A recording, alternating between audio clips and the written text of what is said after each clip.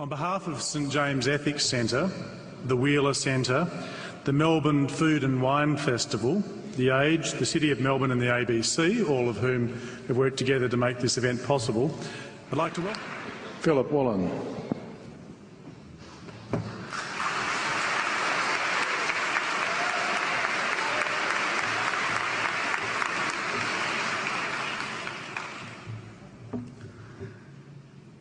King Lear, late at night on the cliffs, asks the blind Earl of Gloucester, "How do you see the world?" And the blind man Gloucester replies, "I see it feelingly.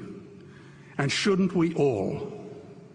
Animals must be off the menu because tonight they are screaming in terror in the slaughterhouses, in crates and in cages, vile, ignoble gulags of despair." You see, I heard the screams of my dying father as his body was ravaged by the cancer that killed him.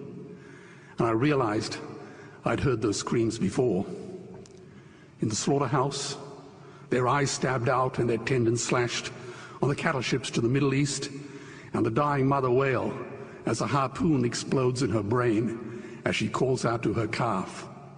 Their cries were the cries of my father. And I discovered that when we suffer as equals. And in their capacity to suffer, a dog is a pig, is a bear, is a boy. Meat today is the new asbestos, more murderous than tobacco. CO2, methane and nitrous oxide from the livestock industry are killing our oceans with acidic, hypoxic dead zones. 90% of small fish are ground up into pellets to feed to livestock. Vegetarian cows today are the world's largest ocean predators. The oceans are dying in our time. By 2048, all our fisheries will be dead, the lungs and the arteries of the earth. Billions of bouncy little chicks are ground up alive simply because they are male. Only 100 billion people have ever lived. 7 billion people live today. And yet we torture and kill 2 billion sentient living beings every week. 10,000 entire species are wiped out every year because of the actions of one. And we are now facing the 6th mass extinction in cosmological history. If any other organism did this, a biologist would call them a virus. It is a crime against humanity of unimaginable proportions. But happily, the world is changing.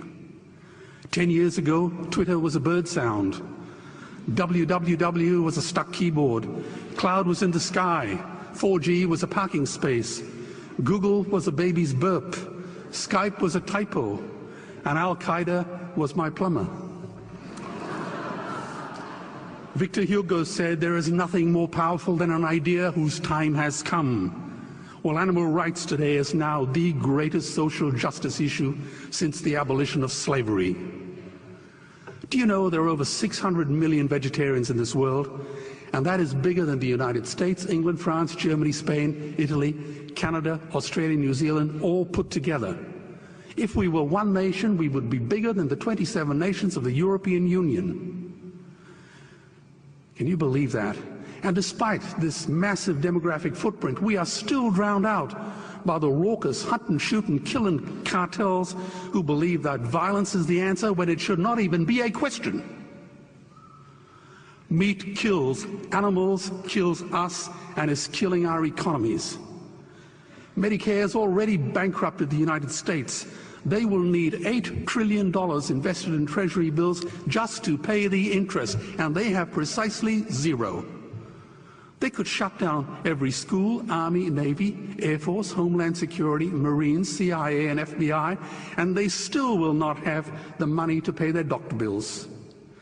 And our Cornell and Harvard say that the optimum amount of meat in a healthy human diet is precisely zero.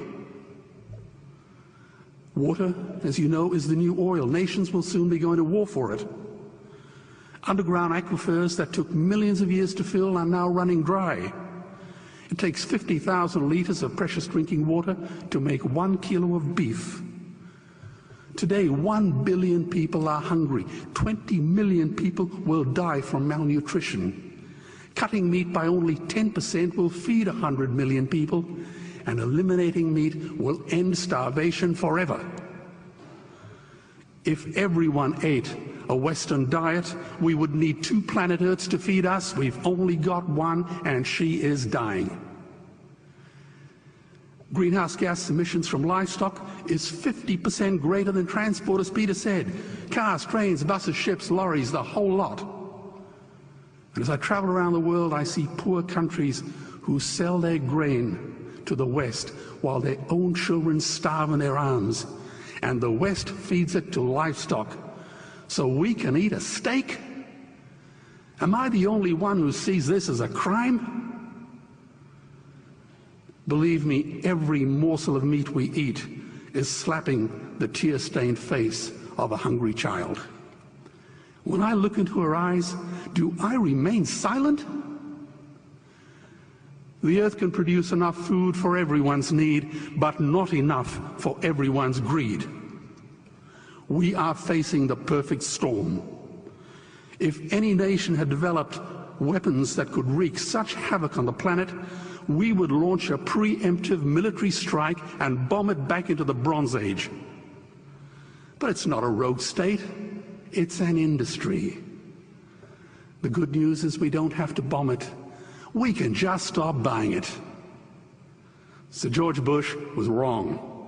The axis of evil does not run through Iraq, Iran, or North Korea. It runs through our dining tables. Weapons of mass destruction are our knives and forks. Our proposition is the Swiss Army knife of the future. It solves our environmental, water, human health problems and ends cruelty forever. The Stone Age didn't end because we ran out of stones. This cruel, disgusting industry will end because we run out of excuses. Meat is like the 1 and 2 cent coins. It costs more to make than it's worth. And I come from the bush. Farmers are the ones with the most to gain. Farming won't end, it would boom. Only the product line will change.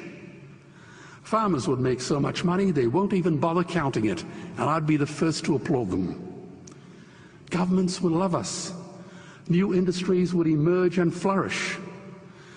Health insurance premiums would plummet. Hospital waiting lists would disappear. Hell, we'd be so healthy, we'd have to shoot someone just to start a cemetery. So tonight I have 2 challenges for the opposition. 2 challenges. Meat causes a wide range of cancers and heart disease. Would they name one disease caused by a vegetarian diet? And 2, I'm funding the Earthlings trilogy. If the opposition is so sure of their ground, I challenge them to send a copy of the Earthlings DVD to all their colleagues and all their customers. Go on, I dare you.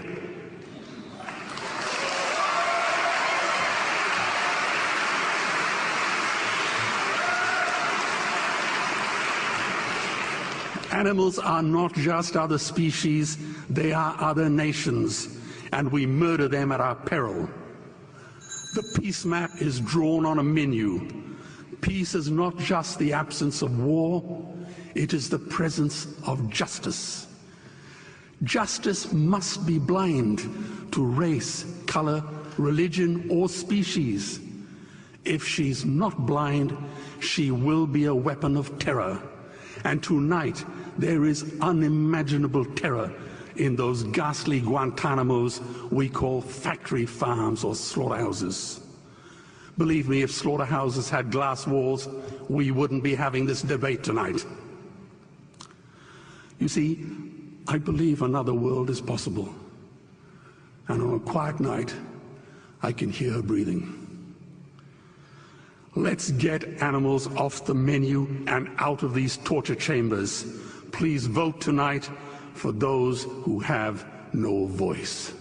Thank you.